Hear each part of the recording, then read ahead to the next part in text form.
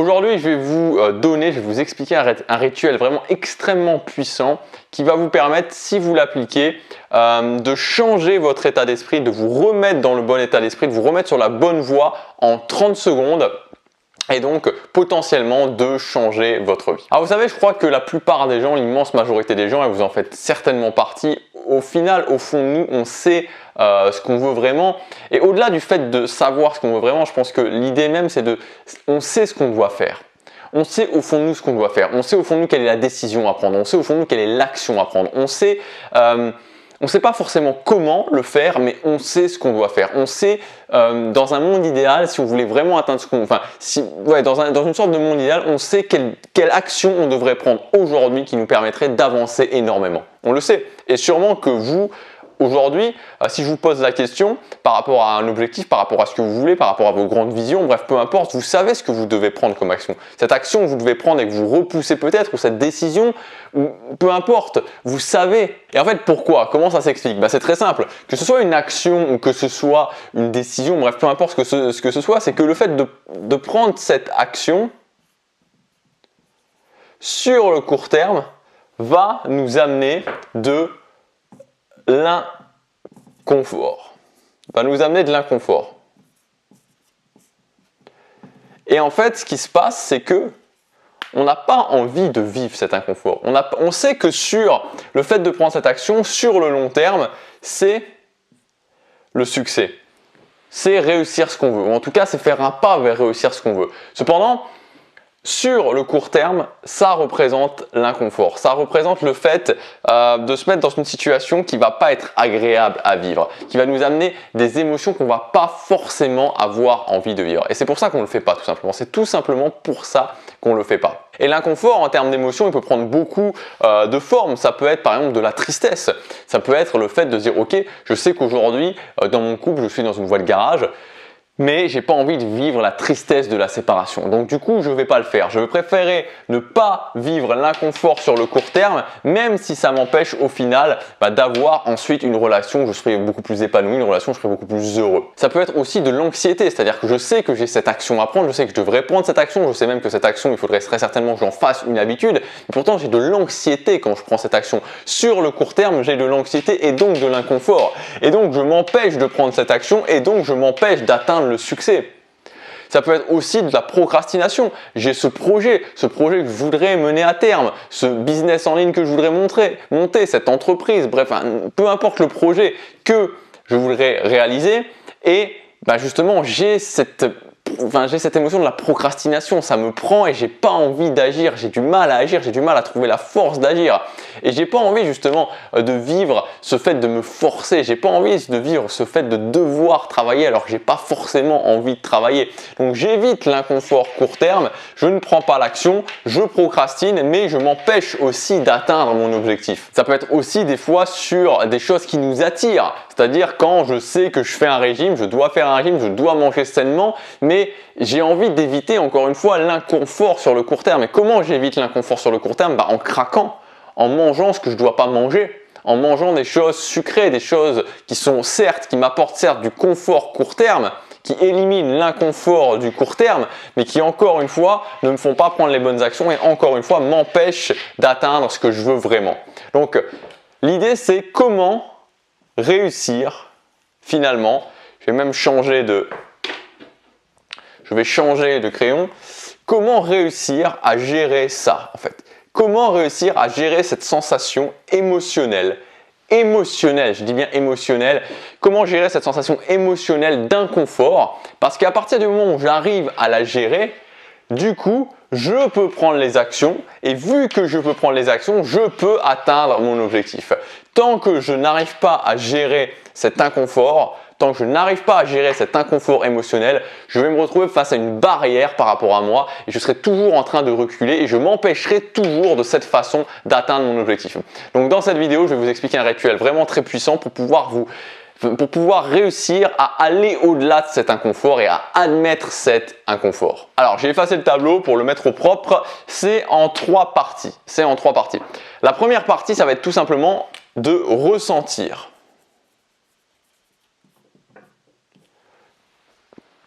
ressentir cette sensation d'inconfort. Comme je vous l'ai dit, ça peut être de la tristesse, ça peut être de l'anxiété, ça peut être n'importe quelle sensation qui émotionnellement vous remue. Ou émotionnellement vous êtes là et vous dites ah, j'ai du mal à aller au-delà de ça, j'ai pas envie de vivre ça, et donc ça m'empêche de faire l'action.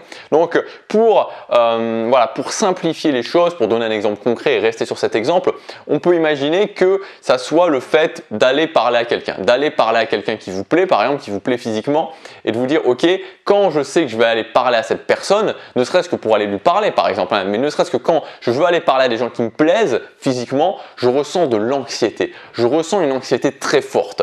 Donc je vous prends cet exemple-là, ça peut être n'importe quel exemple, mais typiquement, en général, la plupart des gens ressentent quand même une sensation assez inconfortable quand il s'agit d'aller parler à des gens qui les attirent. Alors, voilà, pendant longtemps, j'ai été victime justement de ça avec tous les problèmes, tous les désagréments que ça peut occasionner. Alors, premièrement, c'est de ressentir la sensation. Ressentir la sensation, ça veut dire ne pas se couper de la sensation. Ok, la sensation est là. Je ressens mon anxiété. Ok. Voilà, je m'imagine en train de devoir aller parler à cette personne, par exemple dans la rue, je vois une fille ou un mec qui me plaît, voilà, ou même en classe, bref, ou à mon travail, peu importe, et je ressens vraiment cette sensation. Je ressens cette sensation d'anxiété, cette sensation, ok, j'y vais, je vais parler à la personne. Donc, je ne me coupe pas de la sensation, je la ressens. Je ressens vraiment la sensation. La deuxième chose, une fois que vous avez ressenti la sensation, donc typiquement en général quand vous allez faire ça, enfin quand vous êtes dans ce moment-là, la sensation elle est là, elle arrive, vous n'avez pas besoin de vous forcer à la ressentir. Le seul truc c'est qu'il ne faut pas essayer de se couper de la sensation. Il ne faut pas essayer de se dire ok non je ne veux pas la vivre, non je ne veux pas la vivre. Ok, elle est là la sensation, je l'admets, elle est là, elle est en moi. Ensuite ce que vous allez faire c'est que vous allez interrompre la sensation. C'est l'interruption. Donc l'interruption, ça veut dire qu'il va falloir marquer clairement que vous interrompez cette sensation. Donc ça peut être, par exemple, de dire stop, de vraiment un stop clair, net, précis qui va faire que boum, voilà, c'est pas un truc où on passe de l'un à l'autre, c'est-à-dire qu'il y a une interruption, nette et précise. Donc ça peut être ce que vous voulez, moi j'utilise le stop, ça peut être se mettre à sauter à pieds joints, ça peut être écouter de la musique et danser comme un fou. C'est quelque chose qui doit pas forcément être violent, mais qui doit être net, qui doit vraiment marquer une interruption. L'exemple que j'aime bien prendre, c'est que si par exemple, imaginons, voilà, vous avez une mauvaise journée, vous avez une mauvaise nouvelle, ça va pas, vous êtes en train de rentrer chez vous, vous êtes dans la rue, vous êtes en train de marcher, voilà, vous marchez, voilà, mauvaise nouvelle, mauvaise journée, etc. Et puis vous levez la tête et bah, vous voyez une voiture qui s'explose dans une autre voiture. Interruption. C'est ce genre de sensation où là d'un coup, il y a tout qui s'en va, quoi. C'est-à-dire que d'un coup vous n'êtes plus du tout dans le problème dans lequel vous étiez. Vous dites mince, est-ce que les gens se sont tués? Qu'est-ce qui s'est passé? Je vais aller les aider. Voilà, donc interruption. Donc il faut reproduire. Voilà. C'était pour vous donner un exemple. Vous n'allez pas aller vous cracher dans une voiture. Vous n'allez pas faire ce genre de choses. Mais ce que je veux dire, c'est qu'il faut que ça soit une interruption nette, claire et précise. Donc à vous de voir ce que vous voulez. Vous pouvez utiliser le stop, vraiment stop, j'arrête, point, stop, j'arrête, j'interromps la sensation. C'est la deuxième chose, interrompre l'émotion plutôt, j'interromps l'émotion. Et ensuite, c'est le changement d'état. Changer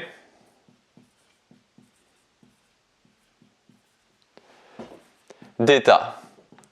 Donc sous-entendu d'état émotionnel. C'est-à-dire que une fois que j'ai interrompu, j'ai interrompu l'émotion négative, l'émotion d'anxiété, je vais commencer à repenser dans un moment où je me sentais vraiment sûr de moi, dans un moment où j'avais confiance en moi, dans un moment où je me sentais capable d'aller au-delà de mes peurs, dans un moment où même j'étais au-delà de mes peurs, où j'étais au-delà de mon anxiété. Et je ressens la fierté en moi que j'ai eu ensuite, vraiment.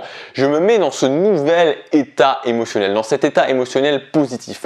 J'admets l'autre, je le coupe et je me mets dans ce nouvel état émotionnel positif. Donc la clé, elle est vraiment là. La clé, elle n'est pas dans le fait de fuir l'émotion, parce que si je fuis l'émotion, si je ne veux pas ressentir l'émotion, inéluctablement ce qui va se passer, c'est que je ne vais pas vouloir prendre l'action, et si je ne vais pas vouloir prendre l'action, en même temps, je vais me couper de l'objectif et je vais me rétracter dans une zone de confort de plus en plus petite. Donc je ne dois pas me couper de l'émotion, mais plutôt ce que je dois faire, c'est transformer l'émotion pour ne pas y céder. Je n'y cède pas et je la transforme. Je mets en place ce rituel de ressenti de l'émotion, interruption, changement d'état où je me remets dans un nouvel état émotionnel, dans un sentiment positif pour justement être capable de prendre l'action. La clé, elle est là. La clé de réussir à gérer ces inconforts court terme, ces situations d'inconfort, c'est dans la transformation de son état émotionnel. C'est la seule solution. Donc vous devez mettre en place ce rituel.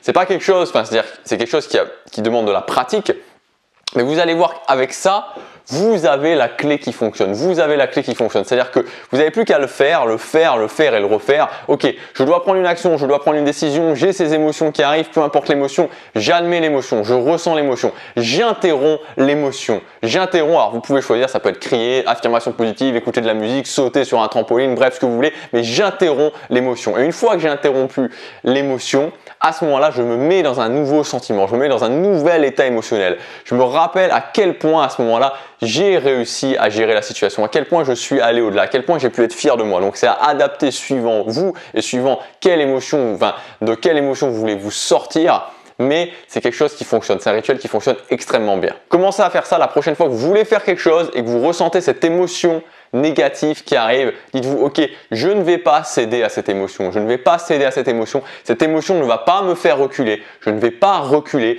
mais ce que je vais faire c'est que je vais la transformer, je vais améliorer ma capacité à transformer les émotions. Et on le voit tout le temps, on voit tout le temps en fait que les gens qui réussissent à justement à admettre l'inconfort, à aller de plus en plus dans l'inconfort, c'est pas des surhommes, c'est simplement des gens qui réussissent, qui mettent en place ce rituel de transformation de l'émotion.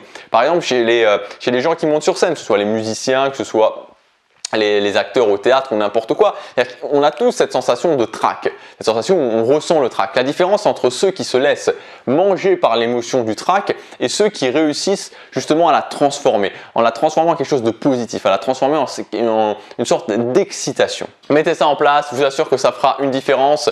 Et si vous voulez aller plus loin, si vous voulez avoir une liste complète de ce genre de rituels puissants qui prennent pas longtemps, 30 secondes à chaque fois, vous le faites en 30 secondes, 1 minute 30 et vous le refaites. Et c'est des rituels qui répétés vont avoir un impact extrêmement fort sur votre vie. Je dis pas que ça va être facile, mais je dis que entre la personne qui connaît ça et qui l'applique religieusement et la personne qui ne connaît pas ça, croyez-moi, il y a une différence et il y a une différence énorme. Cette semaine, j'ai sorti un pack de 3 formations. Il y a notamment la formation rituel qui est finalement une formation où vous allez voir tout un tas de rituels de ce genre à intégrer dans votre journée pour vraiment pouvoir continuer à avancer vers là où vous avez envie d'avancer pour ne pas vous laisser arrêter par les émotions. Il y aura aussi la formation autodiscipline.